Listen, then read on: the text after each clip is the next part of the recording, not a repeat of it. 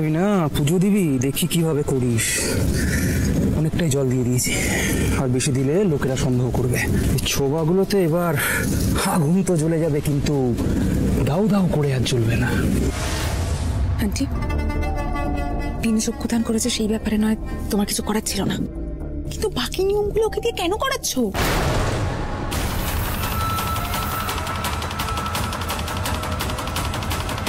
सब काम हम लोग को ही करना पड़ता है। देखो कनक जी, लो लो छोड़ा गुलो लो। हाँ चल।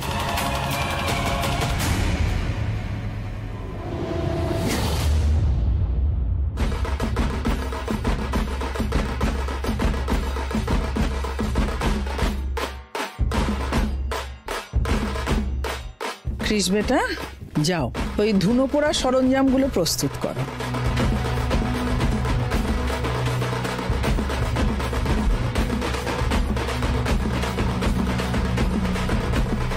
বিনু, ওই যে দেখছো সরাগুলোতে ধুনো পোড়ানো হচ্ছে, ওই ধুনো পোড়া নিয়ে তোমাকে মায়ের সামনে প্রার্থনা করতে হবে। মায়ের আশীর্বাদে আস্তে আস্তে আগুন জ্বলে উঠবে, আর সেই আগুন দিয়ে ওই যজ্ঞে আগুন লাগানো হবে। একটা কথা মনে রেখো, আগুন না জ্বললে কিন্তু যজ্ঞ হবে না।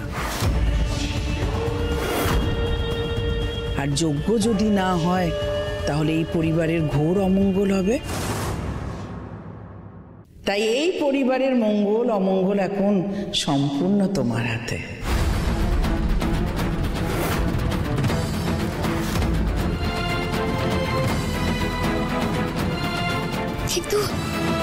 কিন্তু মোহিনীমা, মাতার মধ্যে আগুন জ্বলিয়ে এইসব নিয়ম যে আমি কোনোদিনও করি নাই গো।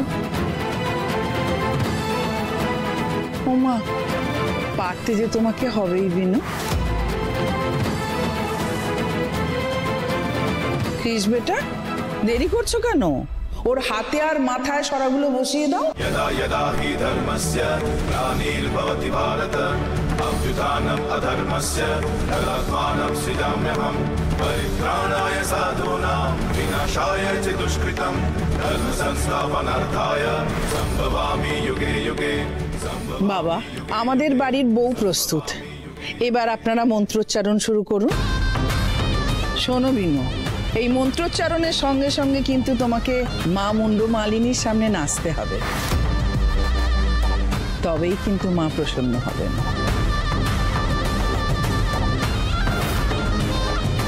তবে হ্যাঁ, নাচতে গিয়ে কিন্তু সরা মাটিতে পড়লে চলবে না। নাও শুরু করো। জয় মা মুন্ডমালিনী জয়। জয় মা মুন্ডমালিনীর জয়। মাধব, মাধব আমাকে তুমি শক্তিটা দিও বটে।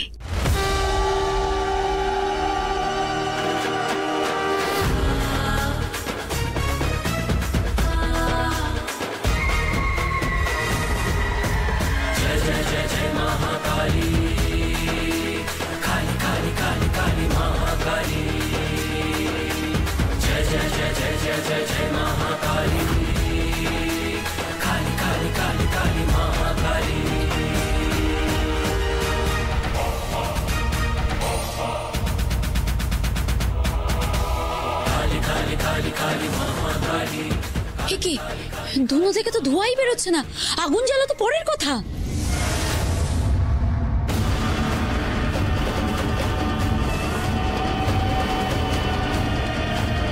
আগুন না জ্বললে তো যজ্ঞই হবে না।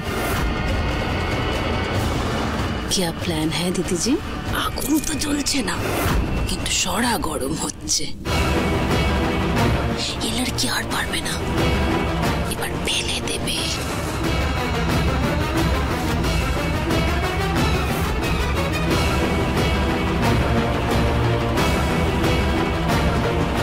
কি আগুন এখনো জ্বলছে না কেন?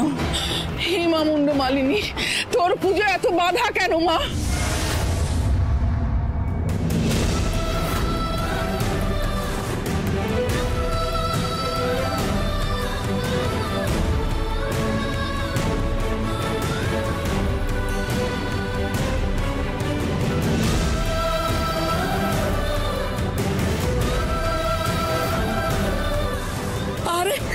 মেয়েটার পায়ে কি ফুটলো? ফুটে যাক, যা খুশি হয়ে যাক, ওকে এই নিয়ম পালন করতেই হবে। বিনু, থামলে চলবে না, ধুনো পোড়ায় আগুন জ্বলতেই হবে, না হলে আমার পরিবারের ঘোর অমঙ্গল।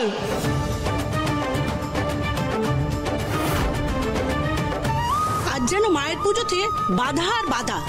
তাহলে কি এই বউ এসে মুন্ডমালিনী মায়ের পুজোতে বিঘ্ন ঘটাচ্ছে?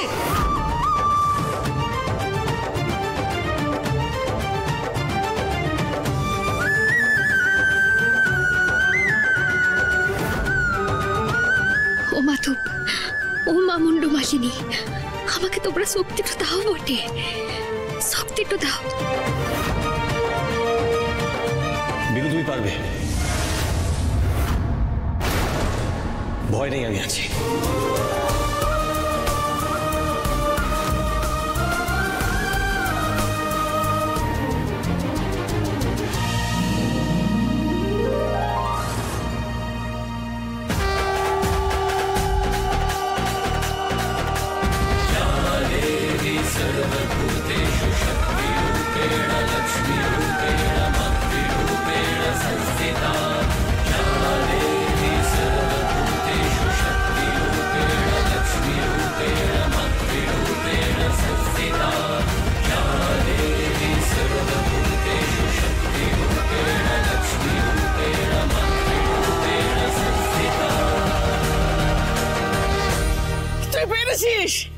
দাও দাও করে জ্বলছে আগুনের শিখা, এই পবিত্র আগুনের শিখায় বুঝিয়ে দিচ্ছে মা মুন্ডমালিনীর আশীর্বাদ তোর সঙ্গে আছে। বিনু, তুই পেরেছিস, তুই পেরেছিস বিনু।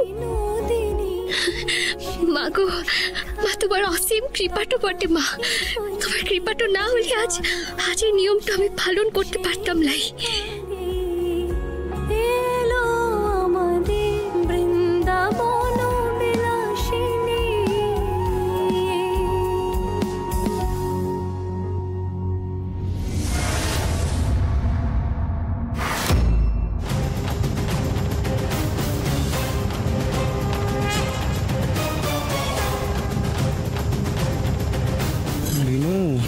আগুন জ্বালাবি না, পুজো দিবি, দেখি কিভাবে করিস।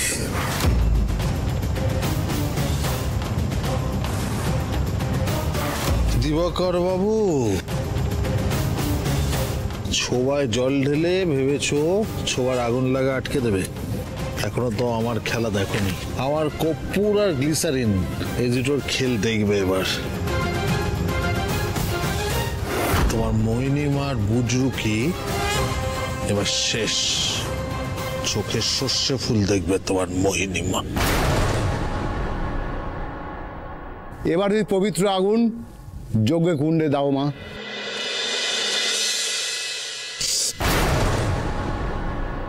এত গরম, মেয়েটা ধরেছিল কিভাবে?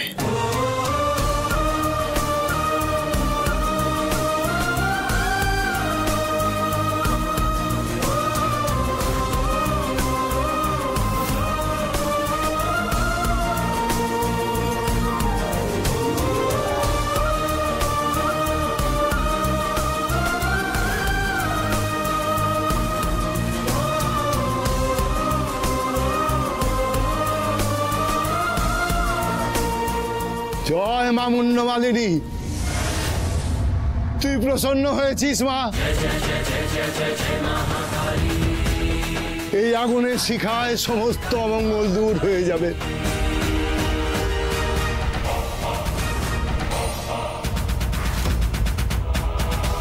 কালী কালী কালী কালী মহাকালী, কালী কালী কালী কালী মহাকালী।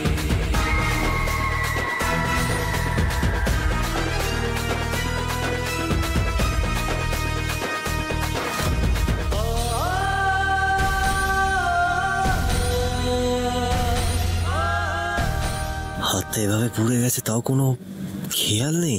এটা কি মেয়ে রে বাবা? মোহিনী মায়ের যোগ্য পুত্রবধূ এই মেয়েটি।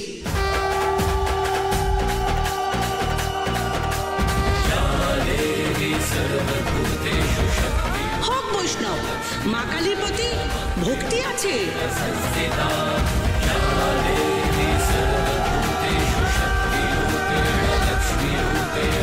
নইলে এমন কঠিন নিয়ম পালন করতেই পারতো না।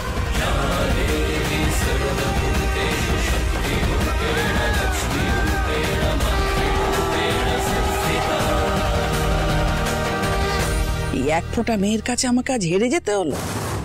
এক ঘর ভক্তের সামনে আজ আমার মহিমাকে ম্লান করে দিল এই মেয়ে। এর শাস্তি ওকে পেতেই হবে, পেতেই হবে। মা এবার এসো মা, যজ্ঞে বসো।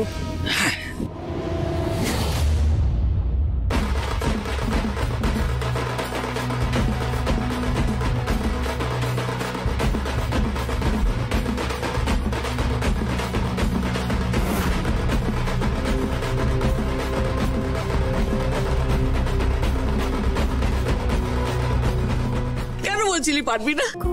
দেখলি তো পারলি। আমি বলেছিলাম তো তুই পারবি।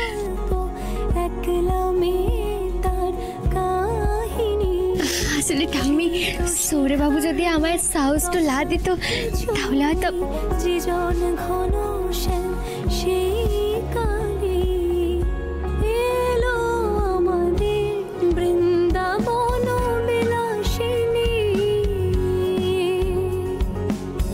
এটা ভাই চল না এবার বাজি ফাটাতে যাই। দেখ জিম্মাও তো যজ্ঞে বসে গেছে। ক্রিস, মইনান্ডি কিন্তু জানে তুই প্রত্যেক বছর যজ্ঞের সময়তেই বাজি ফাটাতে যাস। তাহলে চল না। দাদা ভাই চল না প্লিজ, অনেকক্ষণ ধরে ওয়েট করে আছি। এবার চল না। চল। এক মিনিট।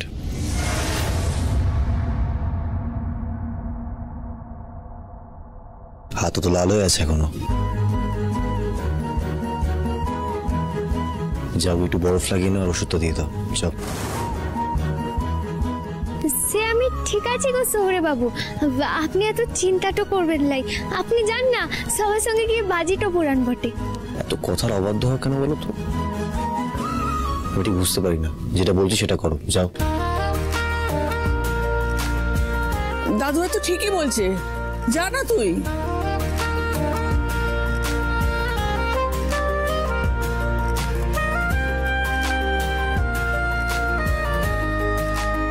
হয়েছে তো? যা যা। চল। Let's go. কৃষ বেটা, প্রতি বছর বাজি পোড়ানোর শেষে সবচেয়ে বড় তুবড়িতে আগুন দিয়ে আমি। এবছর সেই কাজ করবে বিনু, কারণ ওটাই নিয়ম। তোমরা যেন কেউ আগে ভাগে তুবড়িতে আগুন জ্বালাতে যেও না, কথাটা মনে থাকবে তো? ওকে মা।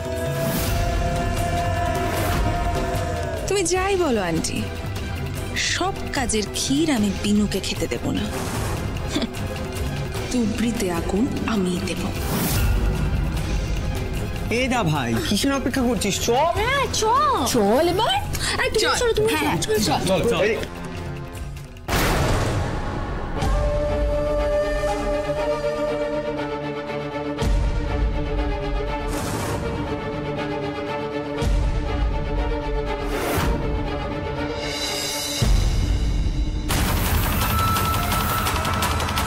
আরে ফোনটা ধরতেছে না কেন? কি হয়েছে কি জানে? কি হলো দুলাল? হ্যাঁ সবকিছু রেডি তো? আপনাকে তো ফোন করছিলাম, সব রেডি। দেখেন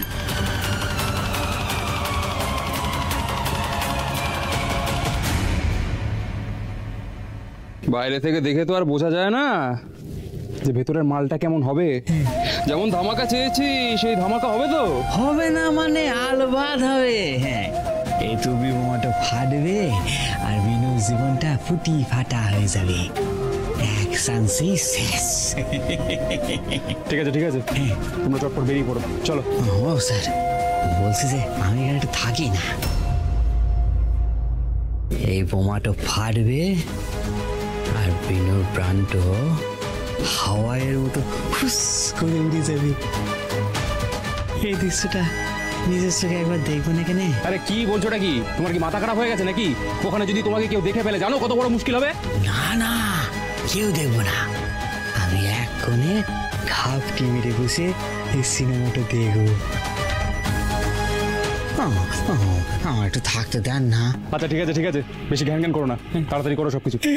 ঠিক আছে। তোরা কেটে পড়, আস্তে আস্তে যা, ফট ফট ফট।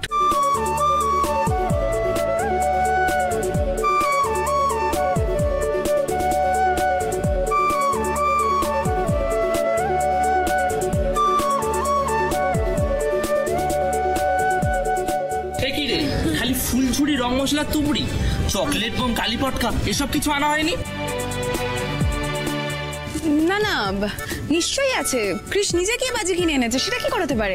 এই পায়েল, এই শপারটা একবার দেখো তো, এখানে কি কি বাজি আছে একবার দেখো। রুক্মিণী দি, সব তো এই বাজি এসেছে গো, মানে আরো 2-3 ব্যাগ আছে, কিন্তু তাতেও কিন্তু এই বাজি আছে। কি কৃষ, তুই এরকম বাচ্চাদের বাজি কেন কিনে এনেছিস?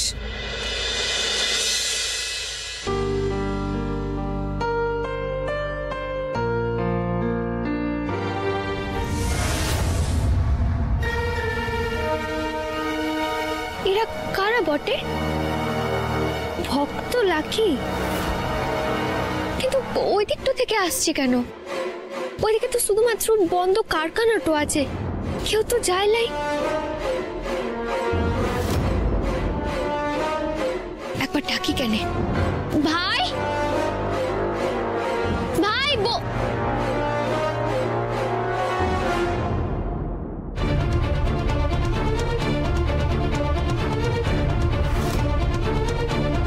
বলছি চাপ।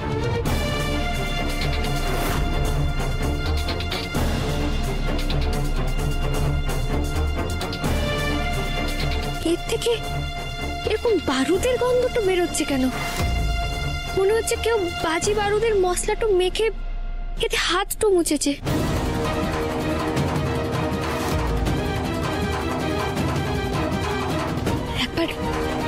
একবার ওই দিকটাতে গিয়ে দেখবো।